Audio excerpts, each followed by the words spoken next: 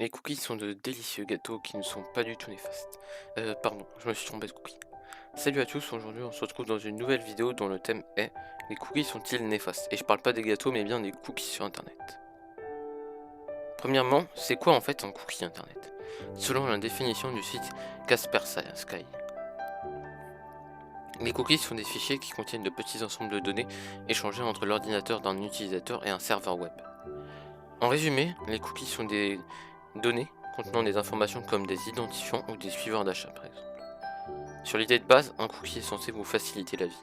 Enregistrez vos identifiants pour que la prochaine fois que vous alliez sur un site où vous êtes déjà inscrit, le cookie vous connecte à votre place. Ou un autre exemple, le cookie observe vos achats sur un site de vente et va vous proposer des articles qui sont plus dans vos goûts selon vos précédents achats. Ces cookies ne sont pas vraiment néfastes s'ils ne font que ça. Dans le pire des cas, quelques cookies sauvegardés prendront un tout petit peu de place sur votre ordinateur. Et encore, certains cookies ne sont stockés que sur la mémoire vive et supprimés après l'utilisation. Mais comme vous l'avez sûrement compris, tous les cookies ne sont pas gentils. Et ouais, je fais des vers sans en avoir l'air. En effet, certains cookies ne sont pas là pour vous aider gentiment à stocker vos identifiants. Non, non, loin de là.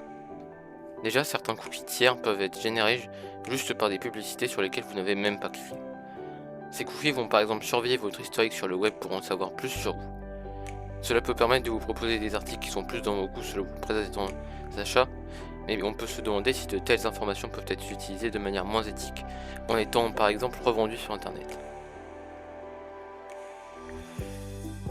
Dans tous les cas, ce genre de cookies pénètre dans notre vie privée, quelquefois avec notre accord ou d'autres sans. Mais bien souvent, les utilisateurs acceptent les cookies sans se douter de leur pouvoir d'espionnage. Autre point important, certains cookies dits cookies zombies ou cookies flash réussissent à devenir plus coriaces et à éviter la suppression. Ils réapparaissent même après la suppression. Ce genre de cookie est très difficile à éliminer. Un dernier point à aborder sur les cookies et point qui va faire débat. Les cookies sont la cible de hackers et de gouvernements. En effet, comme expliqué plus précédemment, certains cookies traquent votre historique web et le sauvegardent. De telles informations sont intéressantes pour la revente de données et l'espionnage. Dans certains cas extrêmes, des sites pirates peuvent aspirer les cookies. Il arrive aussi que des cookies servent à des fins malveillantes allant jusqu'à la cyberattaque. Les cookies sont aussi des sources d'informations pour les services de renseignement. Par exemple, les agences de renseignement britanniques peuvent se procurer des cookies de Google pour repérer les cibles et surveiller leur navigation. Ils peuvent aussi hacker l'ordinateur d'un individu et prendre toutes les informations et fichiers désirés. Aussi, aux États-Unis par exemple, il existe un ensemble de lois obligeant les entreprises américaines comme Google, Microsoft, Meta et Apple à leur fournir les informations désirées. Ces pratiques posent polémique car d'un côté ce sont des atteintes à la vie privée, mais de l'autre il se peut que ce genre de pratique aide à retrouver des criminels ou des hackers par exemple.